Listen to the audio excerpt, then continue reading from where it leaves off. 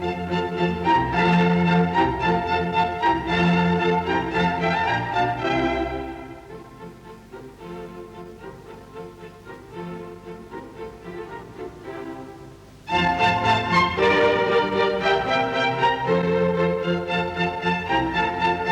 ha una dita de veixa cosentaina que resa: bona fira de Tots Sants si ja estan sembrats els camps. Vol dir que al 1 de novembre la sembra de blat que es fa a partir del mes de setembre i durant l'octubre es dona per acabada. El blat és un conreu de secà, però en un sistema econòmic de subsistència es sembra on convé.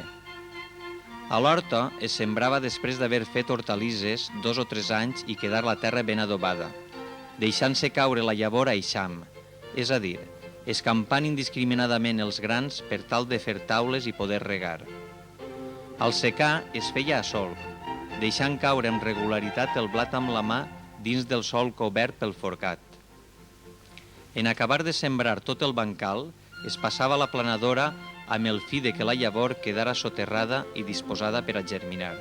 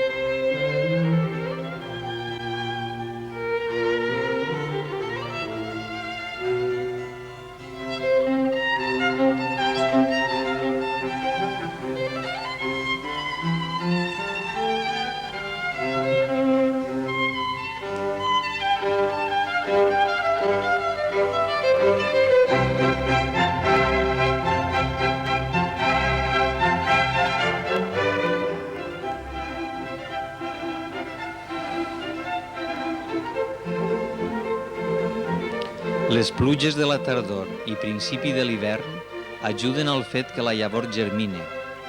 Durant l'hivern va bé que la terra suporti una bona nevada, sobretot la dels secans, per tal que la humitat s'aguante fins a la primavera.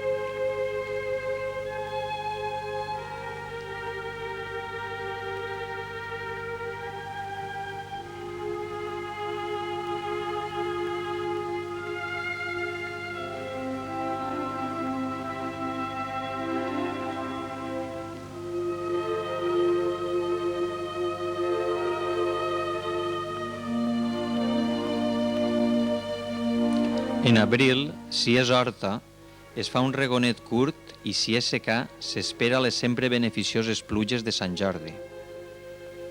Tot seguit, l'oratge va fent la resta, donant color a la palla, mentrestant, les espigues van granant.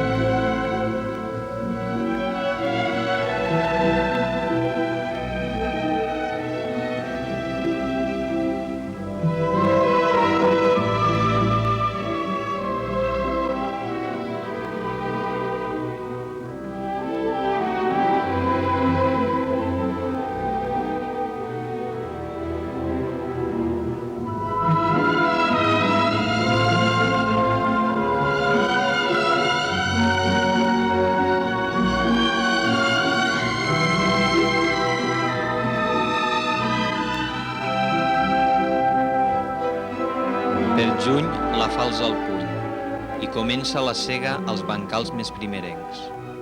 El segador utilitzava en la mà esquerra una mena de guant de fusta, que es diu soqueta, per a protegir-se el dit del mig, l'anular i el menut de l'acció de la falç. Tal i com van segant els homes, van fent garbes que consisteixen en un bon braçat de tiges disposades paral·lelament i lligades en sems.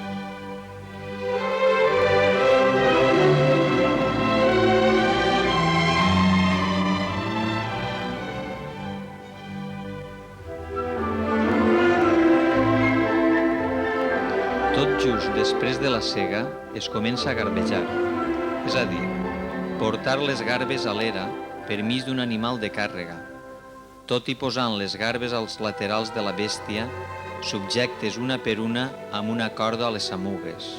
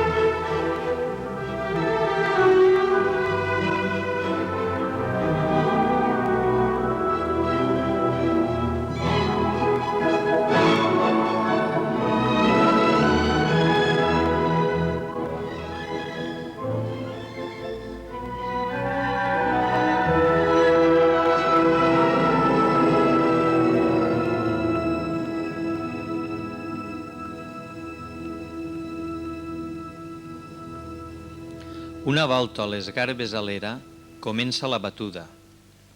El fet de batre en si consisteix en escampar 300 o 400 garbes i començar a passejar per damunt els animals al trot. Quan la parva quedava plana, sense daltabaixos i irregularitats, es posava la barra i un trill en cada part, i les dues bèsties es posaven a voltar sota la direcció del batedor, el qual es quedava enmig aguantant la solana de juliol. Prèviament a començar a batre, s'acondicionava l'era arrossegant un bocí de pedra cilíndric anomenat corró, per mitjà d'una bèstia fins que quedava suficientment ferma i plana.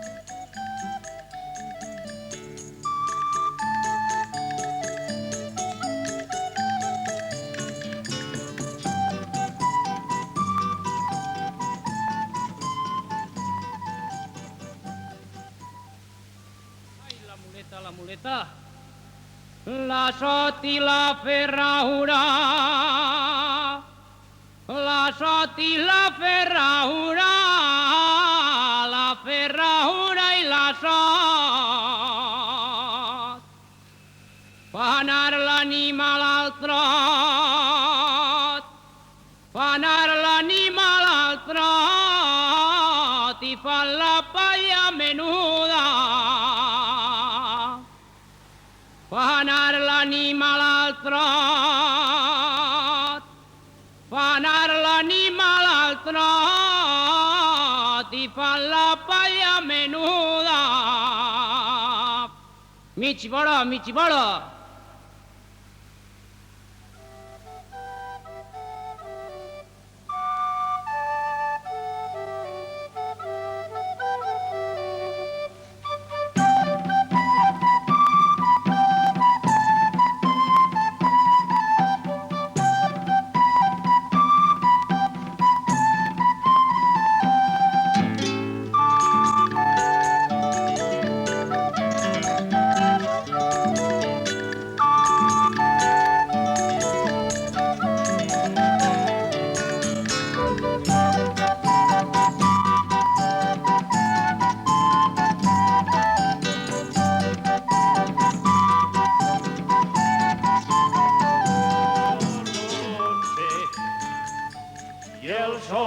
Pica,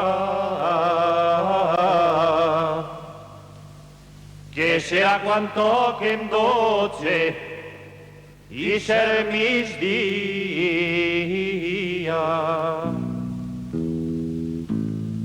Bon matí trencant l'alba a l'hora de sol ixent, un llauro amb barret de palla es llogarà com jornaler. Muller meu, afanya't pronte, prepara'm el ganivet, que ja m'esperen els altres pel camí dels tarongers. Encara no són 11 i el sol ja pica, que serà quan toquem 12 i ser migdia.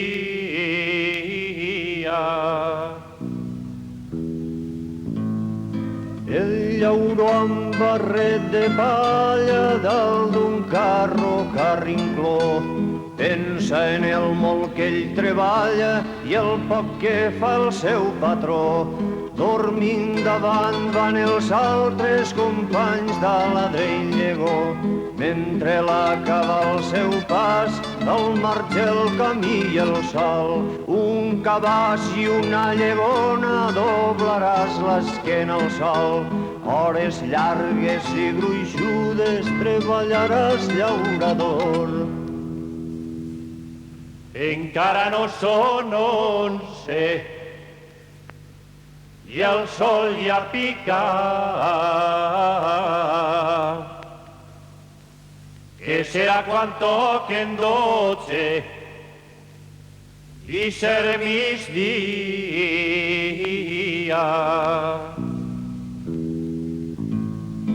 Quan la tarda ja és vençuda i és vençut el llaurador, cobrarà la seua paga i pujarà al carro de nou.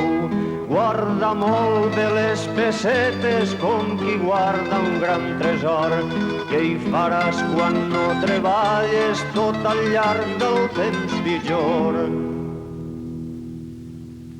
Encara no són 11 i el sol ja pica,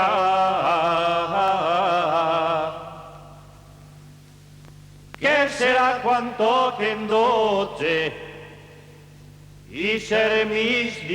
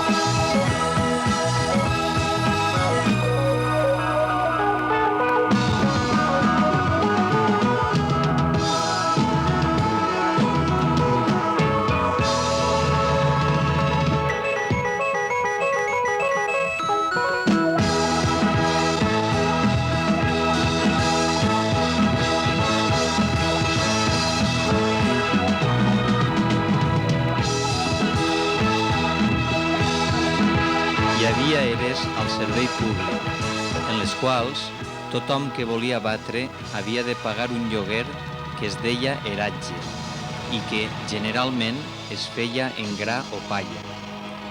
Aquestes eres solien fer-se als afores dels pobles. Per agost, abans de les festes de Sant Hipòlit, queden els pallers i graners plens de tota la comarca del comtat, de no ser alguns indrets més elevats com Alcoletja, Penàguila, Fageca, on sempre retarda la collita 15 o 20 dies.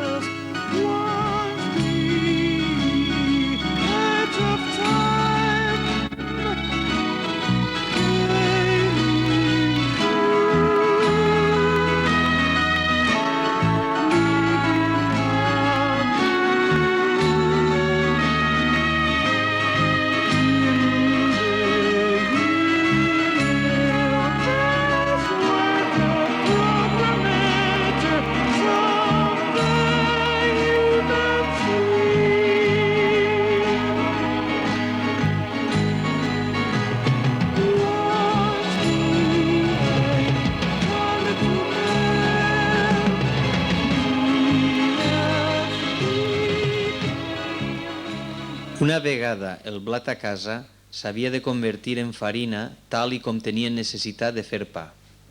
En aquesta comarca del comtat, com en tantes altres, els molins de farina han estat moguts per força hidràulica i tots són de roda horitzontal.